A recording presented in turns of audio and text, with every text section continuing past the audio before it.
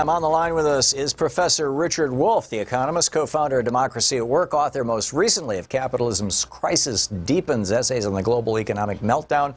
His website, democracyatwork.info, and rdwolff with 2fs.com. You can tweet him at Prof. Wolff with 2fs.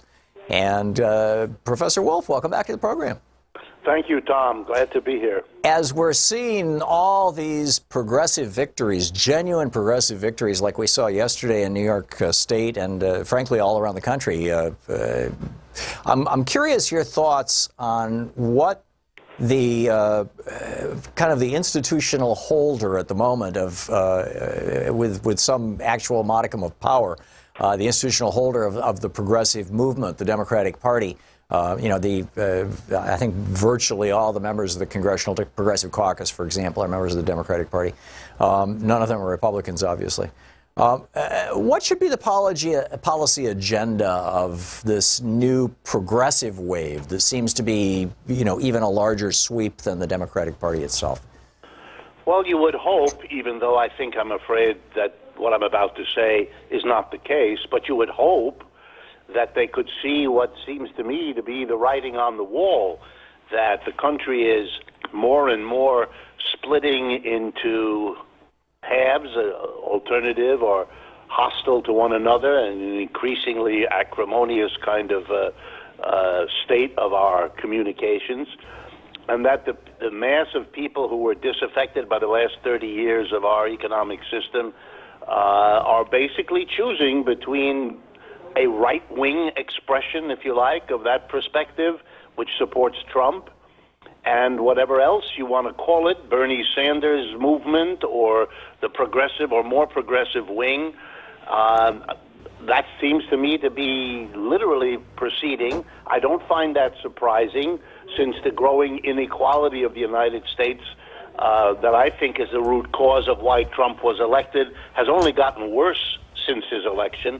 Therefore, the driver, if you like, of what's happening continues.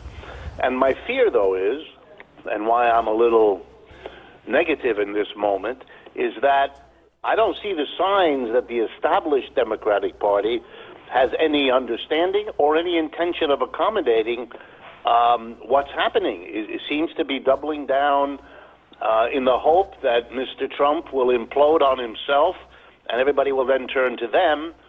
And my guess is they're going to be badly disappointed in that expectation.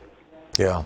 Well, we're seeing, you're even seeing a challenge to the governor of New York State, who is about as burrowed into the Democratic establishment as you can get. Whether Cynthia Nixon will succeed in bumping him out or not, you live in New York State. You probably have a better analysis of that than I do.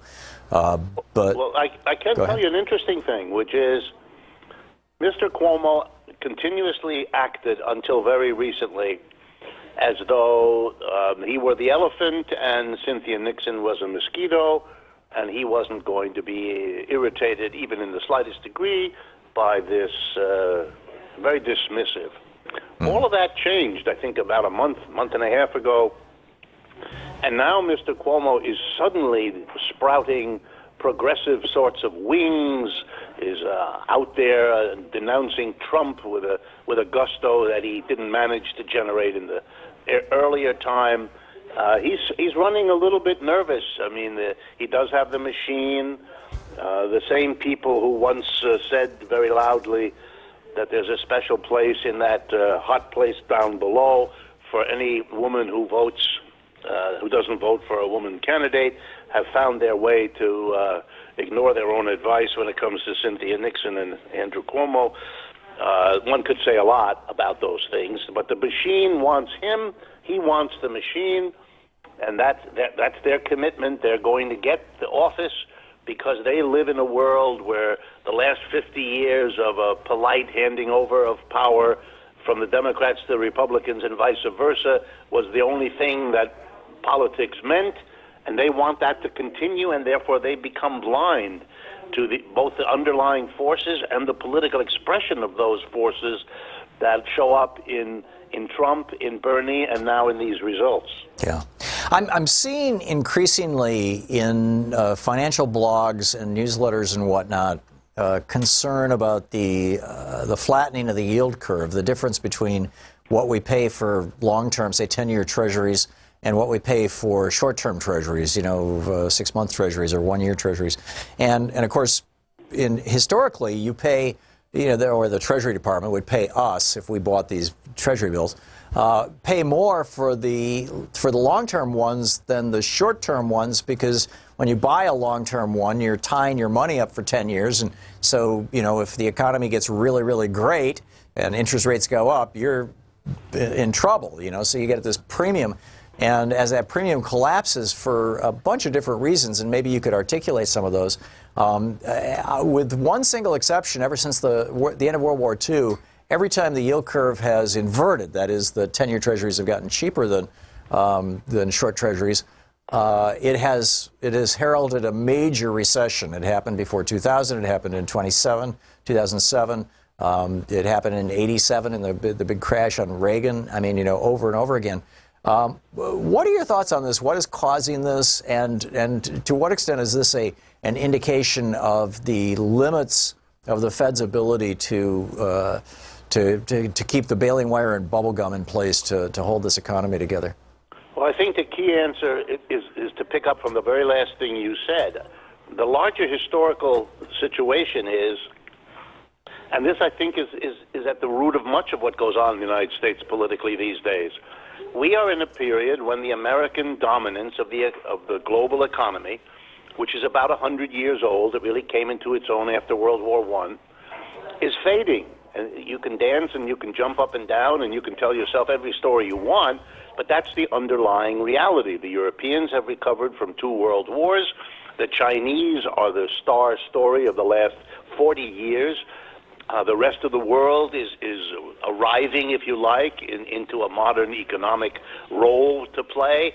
And the United States, whether it's the Federal Reserve or the President or the Congress, has to face, even though they do everything on earth to avoid it, that they are no longer in a position to control the situation the way they once were. And nothing illustrates it more than what we call hot money in the global finance business. That is, flows of money that move between long and short-term investments, but also move from one currency to another, from one society to another. That money is now enormous, and it is very quick to adjust to anything it sees, either as an opportunity or as a threat. And the inversion of the yield curve, this phenomena where the normal distinctions between long and short-term debt are eviscerated, that's a sign of a massive amount of anxiety, of volatility, of uncertainty. Nobody quite knows whether Mr. Trump is actually going to be able and willing to push through a genuine trade war. And even if you think you know the answer to that question, you then have to ask the next one. What will be the retaliations around the world? How will that affect world trade? And anything that affects world trade on that scale will affect the flows of money and all the anxieties of the people in charge of it. And that's really what you're seeing. You're seeing, it's a little bit like recognizing that all the anomalous weather we see around us is a sign of global warming. Well, all the anomalous economic signs are a sign of very profound changes that are going to shape the world in the century to come. But we live in a country which, because of its peculiar politics, seems unable or unwilling to even talk about these things in a systematic way. So, for example, economists like me, I scour the financial press to see what the hedge fund guys are thinking and doing. And this morning's headline was a wonderful example. 2 or 3 of the leading hedge fund managers in this country, who have long-standing, superb reputations, are out this morning, a Bloomberg report, saying that they think the American economy is in a terrible situation with a crisis literally around the corner. That doesn't mean that that's true, and it doesn't mean that they have crystal balls, but it's a sign that everybody who follows this stuff closely is aware of the enormous historical shifts going on, whereas we live in a world of media and academia and politicians who seem to want to lull us into a notion that none of this is something anyone needs to worry about.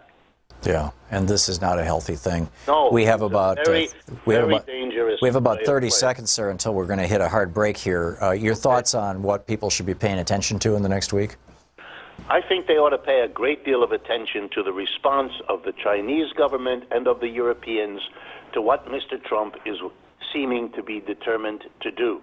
They will retaliate in all likelihood, and how hard they retaliate will mean how many Americans suffer from what Mr. Trump is doing. That could destroy the base of his support, or it could make it go even more extreme as they try to cope with something they weren't prepared to go through. Yeah, this is going to be a very interesting, very important stuff. Yeah, and a wild ride. Professor Richard Wolff, it's always great talking with you. Thank you so much for being with us, Dr. Wolff. Thank you, Tom. Glad to do it. Take care. Great speaking.